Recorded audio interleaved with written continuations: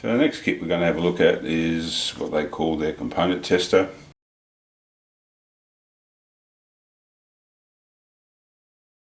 It comes with two boards. You've got your LCD or your liquid crystal display, your 9-volt battery holder. There's a packet that comes with all your parts, and the only documentation that comes in it was there. It just says an online manual, so you basically need to go online. As you can see here, we went to Velleman just to get information on the product itself. It provides support, the manuals. If you move up, it gives you a product description, and it basically goes through the features of the unit, so the supported components that it can test, and you can see here it does a fairly good range of things. So what we'll do is just click on the manual. This is what comes up. So you actually have the PCB and schematics provided, the components list, and then it gives you an assembly manual and also a user manual.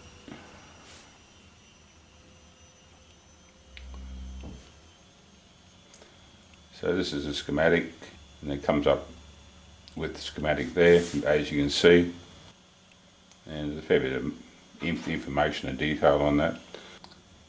Next one is component list. And this is probably the main thing I'll be working from. For those that aren't familiar with the color coding of resistors, it gives you that, and it also tells you, like 10K is in, as R1 on the board, and that's what you'll be referencing, on the boards themselves. These numbers here, and it does that all the way down for the resistors, capacitors, your transistors. There it is all laid out. The other one that's is the assembly manual.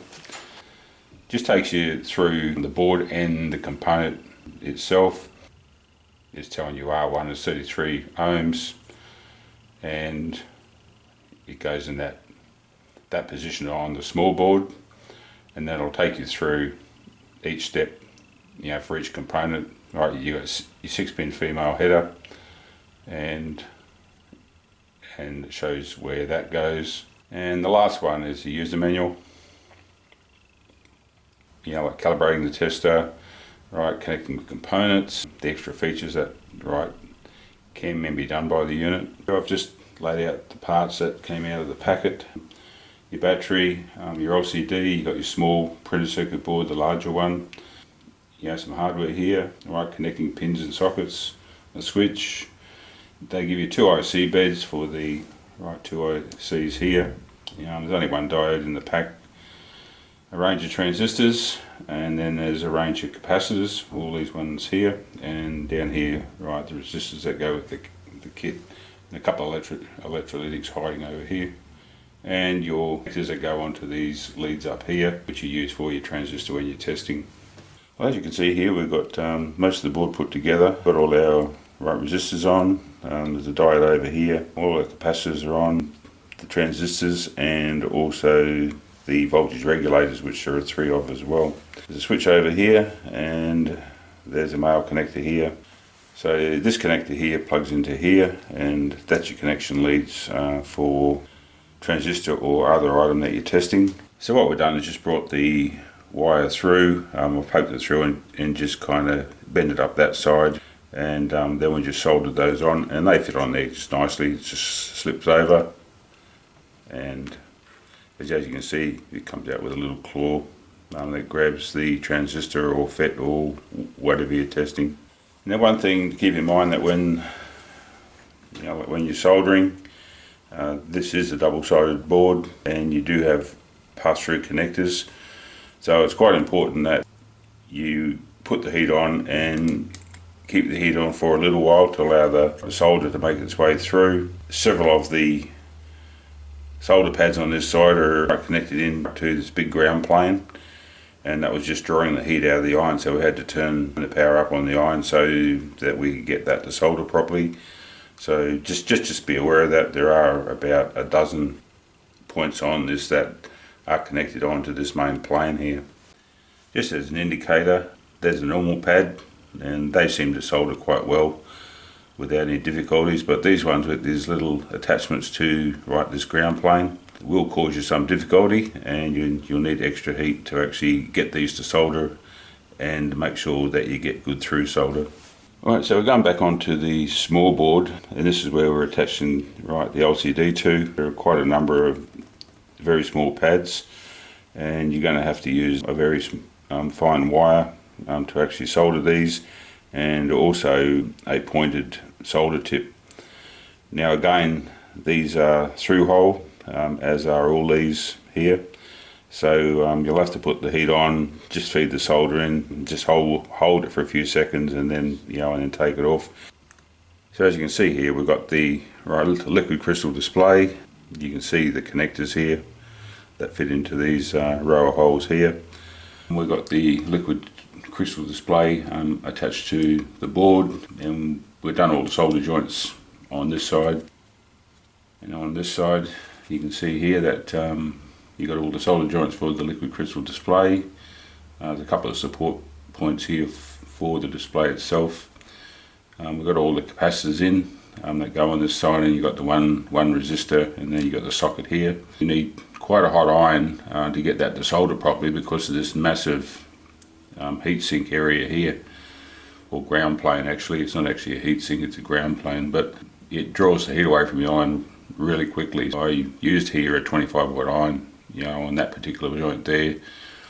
All these other ones are pretty straightforward. There are a few in there that are attached to this area here, and again you just need to use a bit hotter iron than you do for the ones that are just normal pads like these ones. As you can see, we've finally got it all together. We'll just temporarily put the battery holder on. I've just left the leads long. I haven't cut them off to actually put it permanently on the board. We've got the small board with the spacers and the bolts. There's 4 of them, and there's double spacers here and a nut on the other side which you tighten up, and I've only just done those up just firmly. The ICs have been put in, and as you can see here, we've got our connectors on. You can see how your socket ties in with the pins on this side of the board. You can see the back end of the battery. Like I said, I left the leads long because I'll actually change this around later. And there's the other IC there put into its bed. Just make sure you get them around the right way, and again just be careful of the pins when you're lining that up and pushing them in. We've got it powered up, and the first thing that we're going to do here is connect the 3 probes together. As you can see there, I've just used a piece of wire, so they're actually all connected. Press the button on the tester and immediately press it again if you see self-test mode on the screen, and if successful you should see RO equals. So we'll test the button.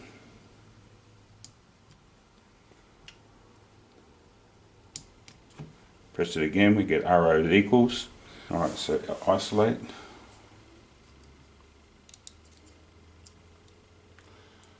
So we've got to isolate now the probes. So now we've got to connect the little capacitor between 1 and 3,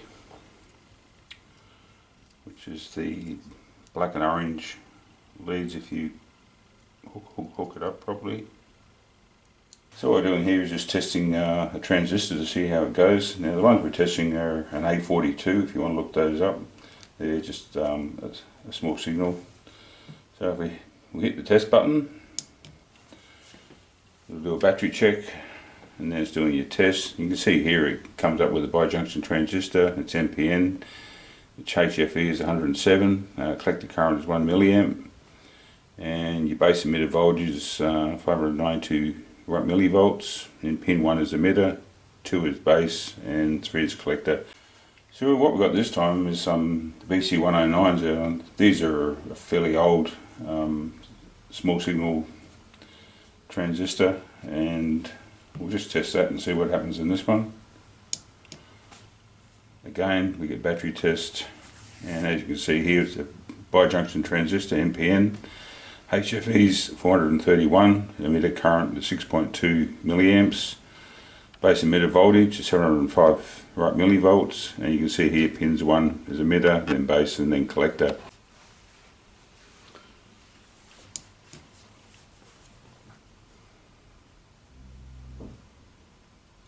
Now we just got a resistor put on there. When we just grabbed one arbitrarily, you can see it's connected between pins 1 and 3, and it's reading 1807 ohms, or 1.8k.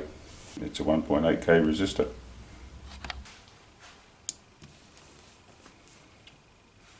You can see this time we've got a capacitor connected between pins 1 and 3. It's reading it as 522.7 nanofarad. It has equivalent series resistance of 0.53 ohms. Now that's actually marked 470 nanofarad. So you can see you can get some, some variances with your capacitors.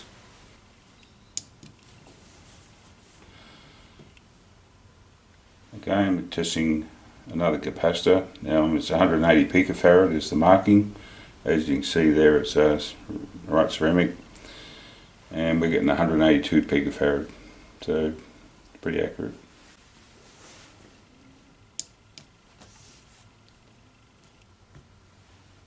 So you can see here it's picked up that it's a diode. It's a 1N4148. We've got 729 millivolts forward voltage. It has a capacitance of about 1 picofarad.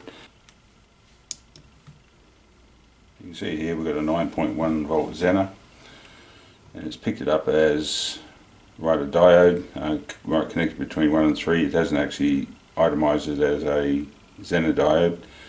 Got a forward voltage of 779 millivolts, and it's got a capacitance of 104 picofarad. So this time we're testing a Darlington transistor, a tip 121. As you can see here, it's picked it up that it's a bijunction transistor, NPN, HFE is 40, emitter current is 5.5 milliamps, base emitter voltage is 1.08 volts, forward voltage is 585 millivolts, and pin 1 is base, pin 2 is collector, and pin 3 is emitter. So it does identify a Darlington pair there by the picture.